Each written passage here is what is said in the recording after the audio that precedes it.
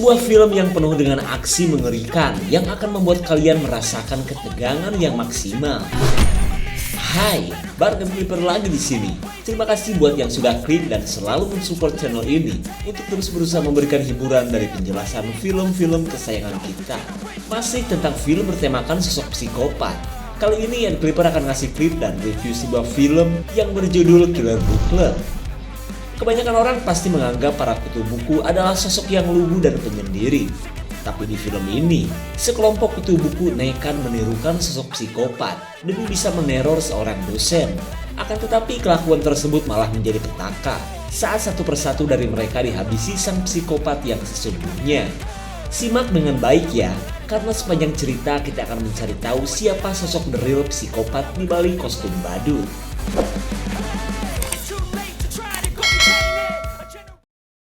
Cerita berawal dari kebrutalan seorang remaja yang memandikan ibunya menggunakan pertalite.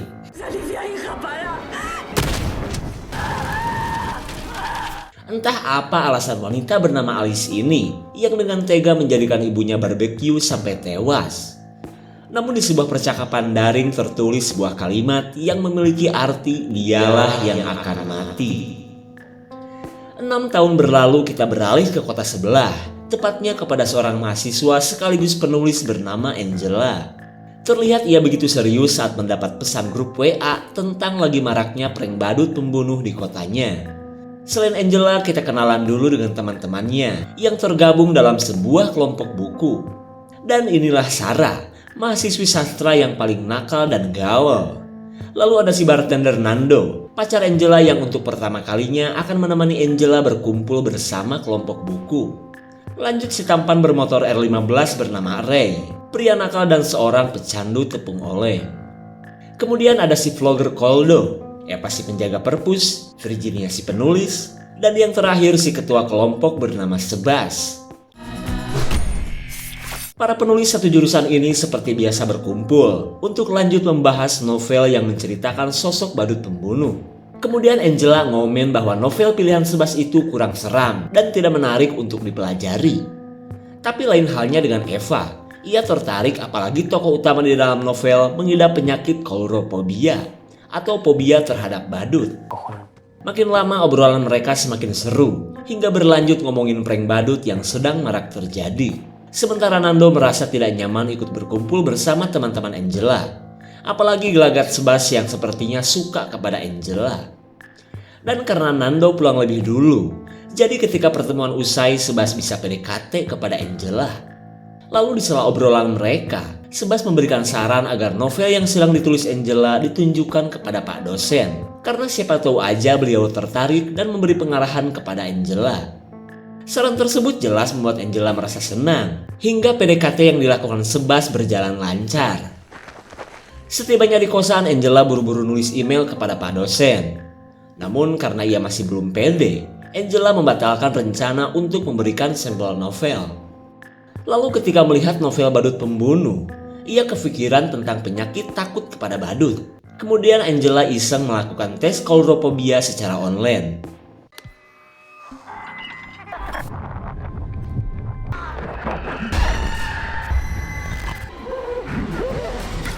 Setelah mematikan laptopnya, Angela baru sadar jika dirinya mengidap coulrophobia. Padahal siapapun pasti takutlah jika melihat badut seperti ini. Brujas. Angela terbilang mahasiswi yang pintar. Terlihat ia pun paling serius ketika mengikuti pelajaran dari Pak dosen. Lalu ketika jam kuliah usai, Angela kaget saat Pak dosen berkata bahwa ia sudah menerima email yang dikirimkan oleh Angela. Padahal kita juga tahu, Angela telah membatalkan niatannya untuk mengirimkan email. Dan hingga pada akhirnya, Angela yang masih bingung diajak menuju ruangan Pak dosen. Kemudian Angela masih penasaran bagaimana bisa Pak dosen menerima email dan tertarik dengan novelnya. Mendengar Angela ngomongin novel, Pak dosen terlihat bingung. Sementara Angela masih sulit percaya jika ia akan mendapatkan pengarahan. Padahal, si dosen yang baru bercerai dan doyan mabuk takokak ini punya niat bejat kepada Angela. Creo que no te estoy entendiendo bien. Ángela, tranquila. Setelah lato-latonya dihantam Angela, belalai si dosen pun langsung layu. Hingga ia pun membiarkan Angela pergi. Akan tetapi si dosen mengancam untuk jangan menceritakan kejadian ini kepada siapapun. Namun bagi Angela kelakuan tersebut tak mungkin ia pendam sendiri. Hingga di keesokan harinya, kelompok buku membahas kejadian yang menimpa Angela di grup WA, di mana mereka sudah sepakat untuk memberi pelajaran terhadap dosen sengklek itu. Meskipun Angela sempat menolak, ia akhirnya setuju untuk menakut-nakuti si dosen menggunakan kostum badut yang sedang viral.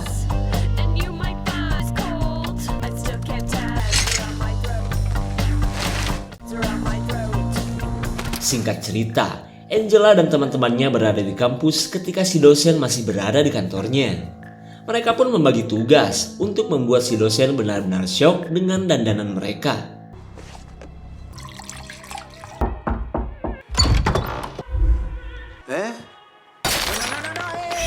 Para.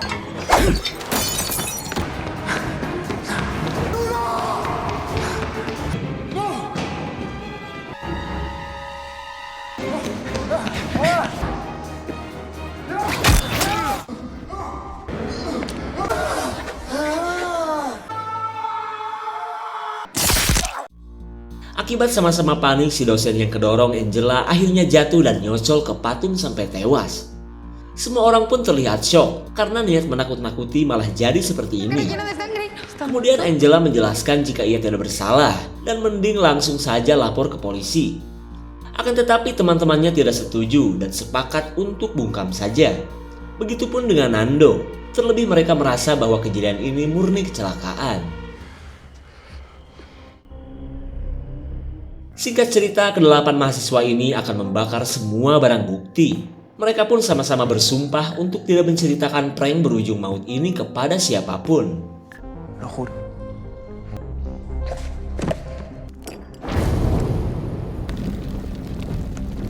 Di keesokan harinya, kampus benar-benar heboh atas kematian Pak dosen.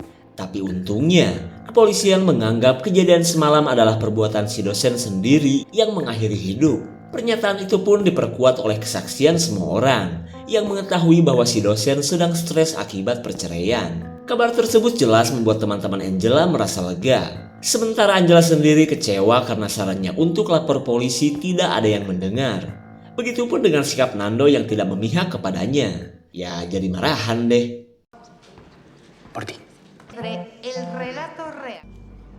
Los nombres de los... Sebas kaget saat sebuah akun badut mengambil alih admin grup WA. Kemudian disusul teman-temannya saat mereka mendapatkan notif dari sebuah dokumen yang dikirimkan oleh si badut, di mana komen tersebut dengan detail merangkum kejadian kematian si dosen dan mengemasnya seperti sebuah novel. Dalam tulisannya, si badut misterius itu menuliskan bahwa Angela dan teman-temannya harus mati atas perbuatan mereka.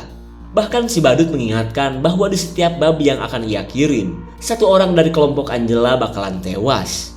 Mereka jelas terlihat khawatir takut yang dituliskan si badut benar-benar terjadi. Mendengar si badut bisa tahu segalanya, Ray menduga jika orang misterius tersebut adalah bagian dari mereka.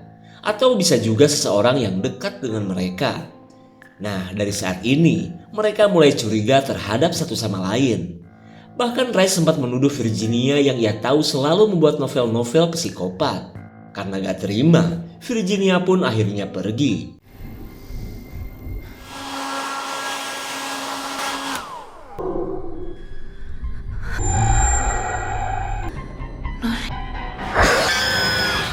Aya naon? Dikira beneran, sosok badut barusan ternyata cuma halu Angela saja. Di hari berikutnya, Sebas panik karena si badut telah memposting bab kedua, di mana bab tersebut berjudul Kematian Si Anak Nakal. Sontak mereka pun kepikiran terhadap Virginia yang mereka kenal sebagai wanita yang nakal. Bahkan si badut bisa tahu bahwa tadi malam, Virginia yang katanya takut dengan ancaman si badut akan pergi keluar kota. Kemudian Angela dan Sebas mencari keberadaan Virginia ke tempat yang sudah tertulis di novel si badut. Dan marilah kita saksikan ketika film ini mengilustrasikan kejadian yang menimpa Virginia.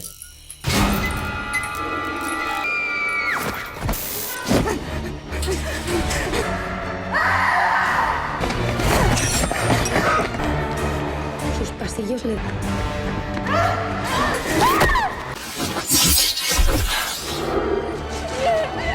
Pero no tuve piedad ya. Todos. iba a escribir sus muertes. Setibanya di TKP kematian Virginia, Sebas dan Angela tidak menemukan apapun selain tulisan yang memiliki arti bersambung. Tak lama kemudian datanglah Eva, yang ujung-ujung ngajak mereka berkumpul untuk mengungkap siapa badut itu yang sebenarnya. Dari pemikiran Eva si penjaga perpus, ia pikir si badut adalah mahasiswa kampus ini yang suka terhadap novel-novel psikopat. Lalu cara yang ia tawarkan adalah mencari mahasiswa yang paling banyak minjem novel-novel horor dan yang terobsesi dengan sosok badut. Sementara Sarah curiga terhadap Koldo, karena selain doyan ngevlog, ia selalu mereview novel-novel horor. Ya, karena si baik Koldo mah gak mungkin jadi pembunuh, mereka pun langsung mencari mahasiswa yang terobsesi dengan badut melalui medsos. A mí me vais a perdonar, pero... Estáis tomando como si fuera real lo que ha escrito. ¿Pero dónde está Virginia? Como mínimo está desaparecido. Tanpa terasa pencarian yang dilakukan tidak membuahkan hasil. Ray dan Sarah yang sudah bete pun mending nyari angin dan bebogohan di trotoar. Lalu tak lama kemudian Eva memberitahu bahwa yang paling banyak minjem novel horor adalah mereka sendiri. Pusing dong, saking pusingnya Angela berniat untuk jajan kopi. Angela auto panik saat dijapri si badut yang sudah mengetahui keberadaannya di perpustakaan.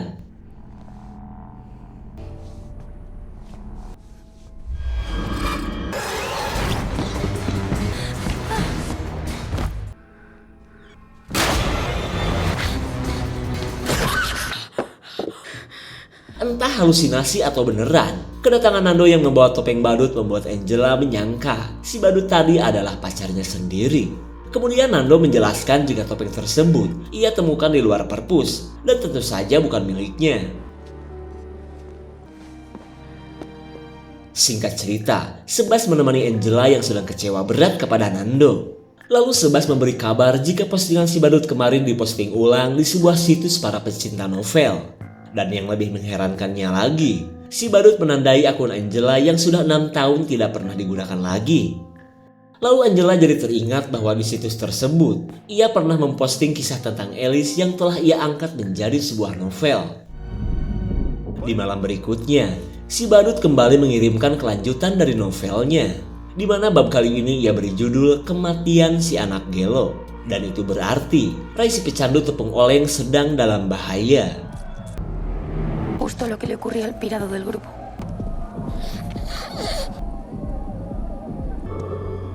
Enséñate, ¿no?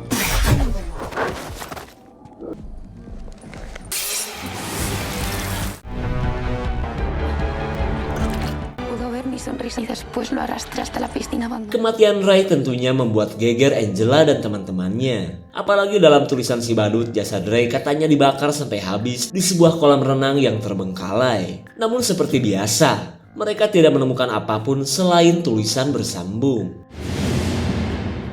Lalu di malam berikutnya, Koldo ternyata sedang mereview cerita si badut dengan penuh semangat. Hingga semua orang bisa melihat ketika si badut membuat postingan lagi.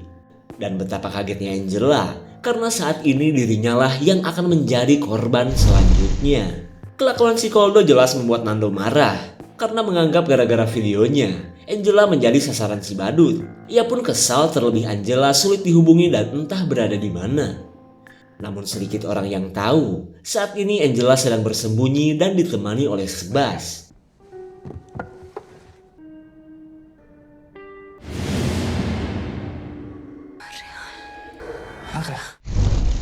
Setelah sempat halusinasi, Angela kembali menceritakan kisah Alice yang pernah ia jadikan bahan novel. Di mana semua itu lantaran Angela memang kenal dengan Alice secara daring. Angela pun tahu penderitaan Alice yang selalu dipaksa ibunya agar menjadi seorang penulis. Dan karena penderitaan Alice tersebut, Angela tertarik untuk menjadikannya sebuah novel. Meskipun ia tahu, setelah novel itu diposting, Alice akhirnya membenci Angela. Bahkan Alice pernah berjanji akan menulis sebuah kisah tentang Angela yang lebih mengerikan. Tapi sungguh di luar dugaan, Alice dikabarkan bundir setelah menghabisi ibunya sendiri. Terlihat Angela pun merasa bersalah karena pernah melukai hati Alice.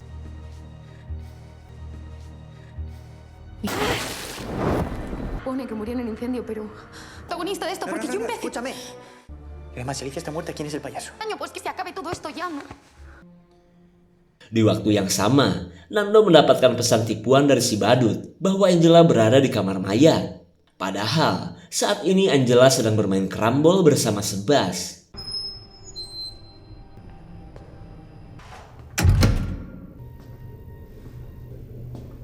Ángela.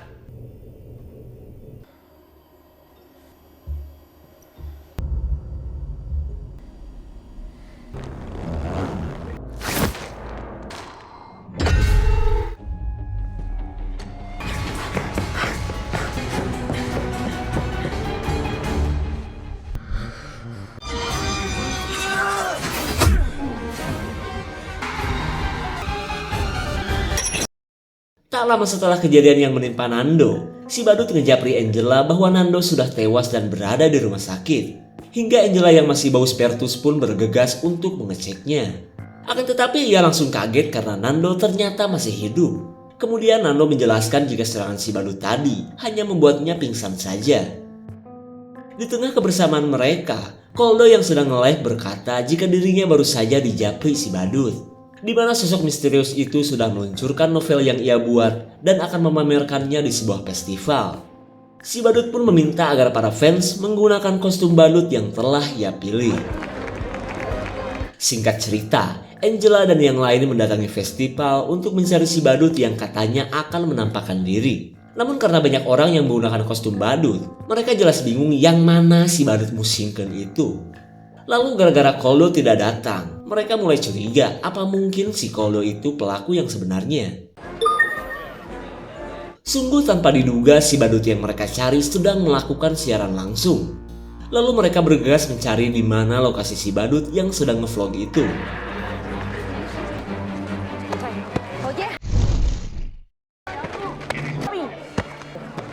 ¿Qué es un 5G? Te la arreglamos, ¿vale? Te lo prometo. ¿Qué haces? Por allí.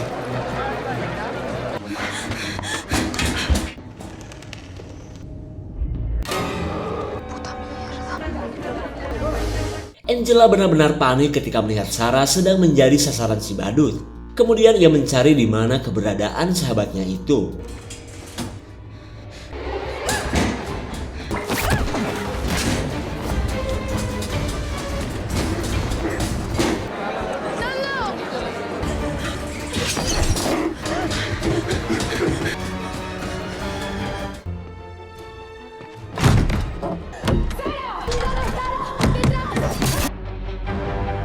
Antara peri semi sumilangan Sarah yang malang akhirnya tewas setelah dihantam senjata si badut. Sementara Angela yang ketakutan memilih kabur dan mencari keberadaan teman-temannya.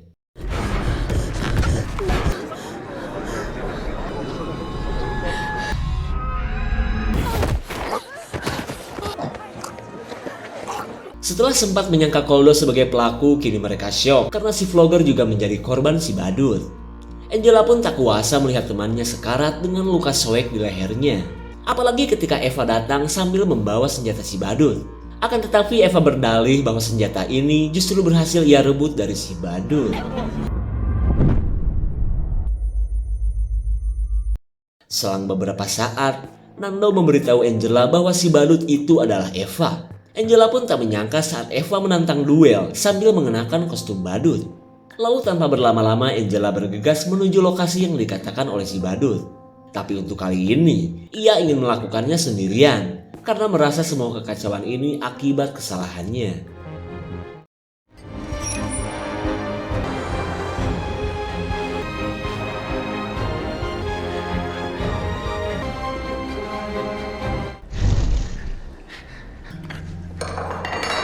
Angela akhirnya sadar video tadi cuma prank dari si badut saja. Lalu Eva yang sekarat berusaha mengatakan siapa orang di balik kostum badut itu.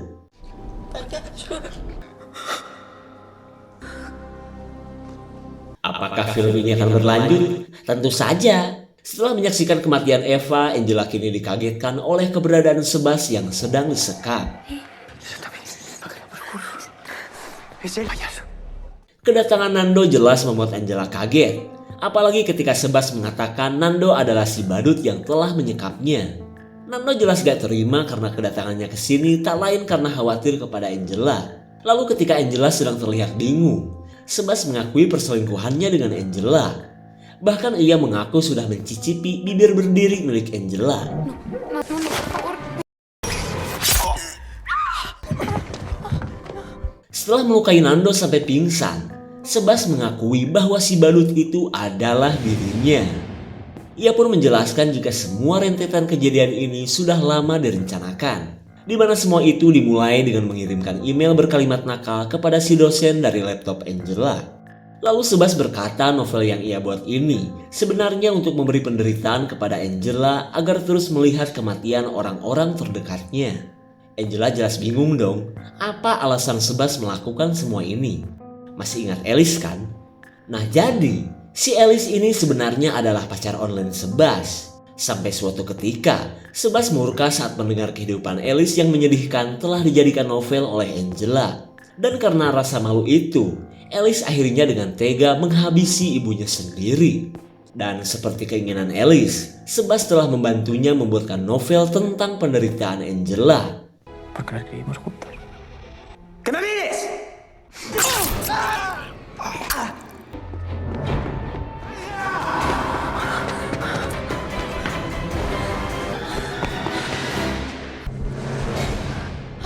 Angela benar-benar kaget saat melihat Virginia ternyata masih hidup.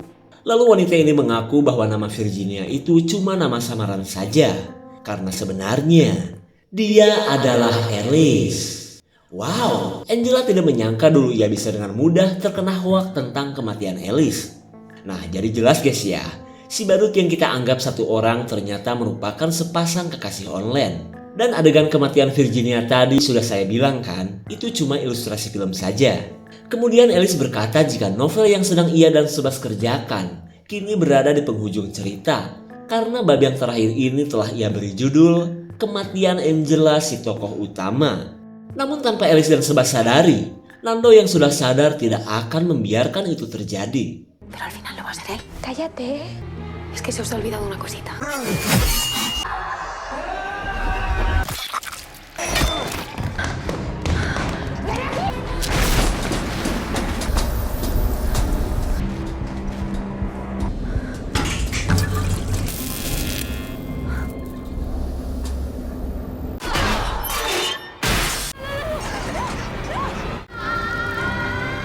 Berkat perlawanan Nando, Sebas pun tewas nyepong ujung patung. Sementara nasib Alice seolah merupakan karma akibat kelakuan durhaka terhadap ibunya sendiri. Meskipun Angela berhasil selamat, ia menyesal atas perbuatannya terhadap Alice dulu. Angela pun malu terhadap Nando yang begitu tulus mencintainya. Kemudian ia meminta maaf dan ingin membuka lembaran baru bersama si pacar yang sampai saat ini masih pingsan. 1 tahun berlalu, Nando bela-belain pindah kampus demi bisa terus bersama pacarnya. Dan tolil dan belegungnya si Nando, dia mah tetap lope meskipun Angela pernah digocek oleh si Sebas. Sementara Angela sedang merasa senang karena sebuah penerbit akan merilis novel terbarunya, di mana novel tersebut mengisahkan kejadian tragis yang ia alami bersama Nando.